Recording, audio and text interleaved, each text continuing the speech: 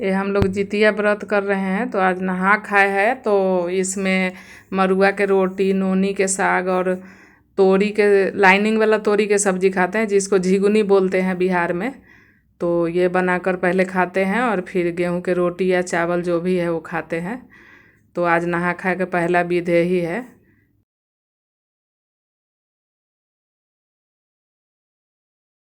तो पहले ये खा करके फिर दिन भर जो भी खाना है वो खाए और फिर भोर में सरगी खाते हैं। तो जो भी सास गोतनी बड़ी या माँ जो भी नहीं है, नानी, तो मैके ससुराल के लोगों को भी सरगी चढ़ाते हैं पहले।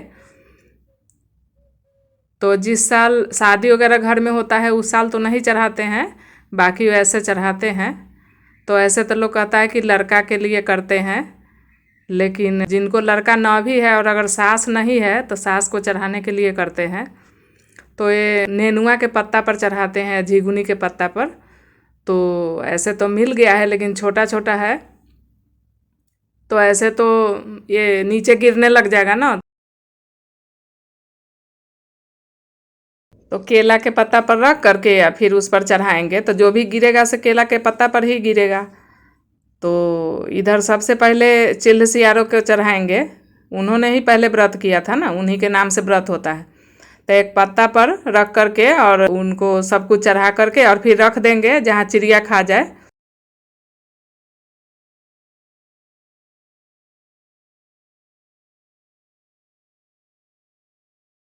तो चढ़ा करके चिल्ह सियारों के लिए और कहते हैं कि चिल्ह जैसा सब हो, सियारिन जैसा कोई नहीं, क्योंकि सियारिन ने अपना व्रत तोड़ दी थी ना। तो इसलिए ऐसा बोलते हैं और फिर रख देते हैं कहीं कि चिड़िया खा जाए इसको। तो एक बार ये चढ़ा करके और रखते हैं, फिर अगरबत्ती जला करके दिखाते हैं चिल सियारिन को भी, क्योंकि पहले उन्होंने ही व्रत किया था ना, ये उन्हीं के नाम से व्रत होता है। फिर आएंगे तो पितरों को और जितवाहन गोसाई के नाम से भी चढ़ाते हैं, जो लड़का को खिलाते हैं। और जो पितरों को चढ़ाते हैं वो चिड़िया को खिला देते हैं या गाय को खिला देते हैं, क्योंकि वो ज़्यादा हो जाता है ना, तो गाय को भी खिला देते हैं। तो ये जो भी चीज़ है आपके पास, पहले के लोग तो घर में ही छोटा छोटा रोटी पूरी बना करके और फिर चढ़ाते थे।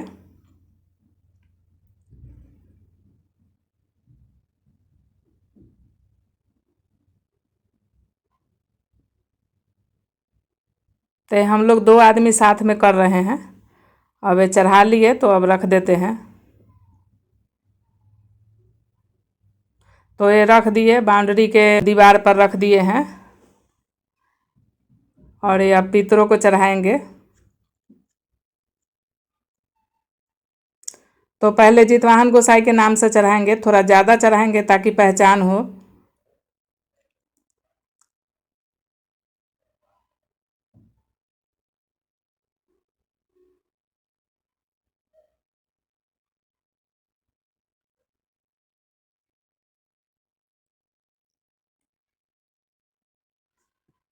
तो पहले सारे जगह नाम से चढ़ा देंगे। एक जगह ये भी चढ़ाते हैं कि हाँ, जो भी छूटे भूले हो उनके लिए, सबका तो नाम नहीं याद रहता है ना। तो पहले चिवड़ा चढ़ाते हैं, फिर थोड़ा थोड़ा पानी से, पहले के लोग पानी से धो करके चिवड़ा खाते थे ना, या भिगा करके, कि ये सॉफ्ट हो जाए।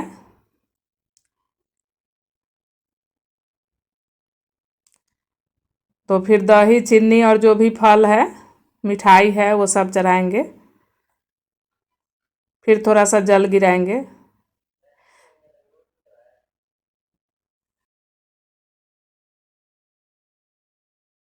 ऐसे तो लोग कहते हैं कि लड़का के लिए करते हैं, लेकिन जिनकी सास नहीं होती है उनको सरगी चढ़ाने के लिए भी करती है बहू। हाँ, जिनके सास होते हैं तो वो कहती है कि भाई लड़का होगा तो ही करेंगे जितिया व्रत।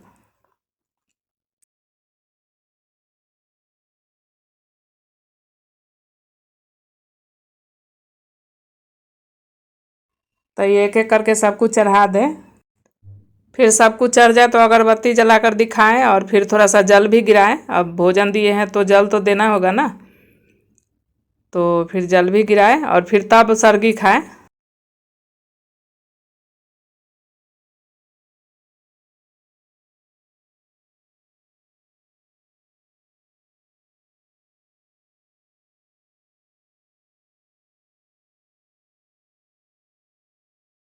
तो ये अब अगरबत्ती जलाकर दिखा रहे हैं।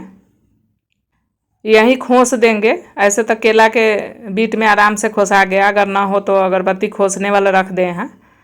और अब खुद के लिए निकाल लिए हैं।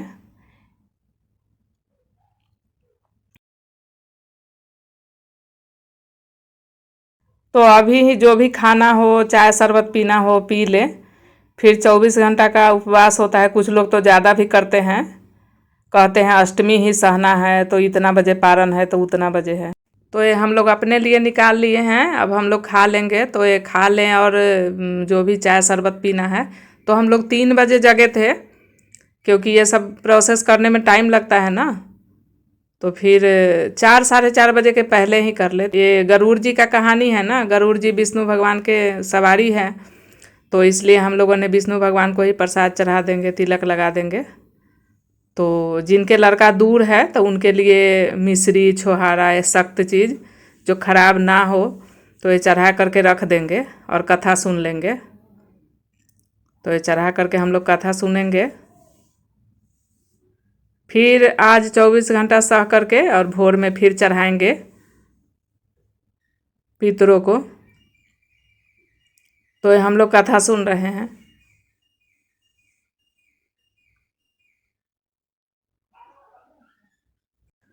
तो हम लोग कथा सुन लिए। अब फिर 5 बजे भोर में उठकर नहा धो लिए हैं। तो अब फिर चना और चिवड़ा और मटर ये सब मिला करके फल और फिर पितरों को चढ़ाएंगे केला के पत्ता पर ही। तो चढ़ा कर फिर अगरबत्ती जलाकर दिखाएंगे, फिर पानी ढारेंगे यहाँ पर। और फिर पहले गाय का दूध पीते हैं, गाय के दूध से पारण की थी ना चील ने। और फिर पानी पियेंगे।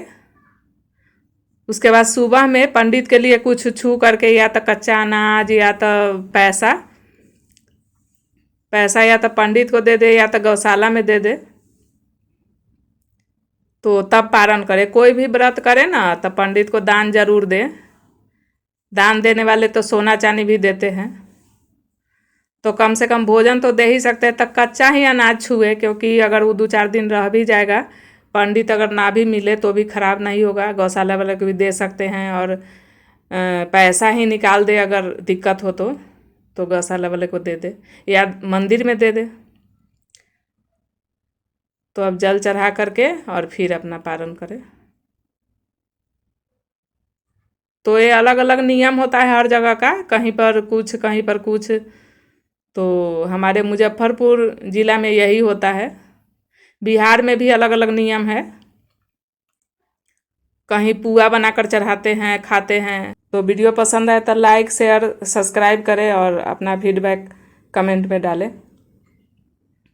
हम और भी ऐसे ही वीडियो डालेंगे।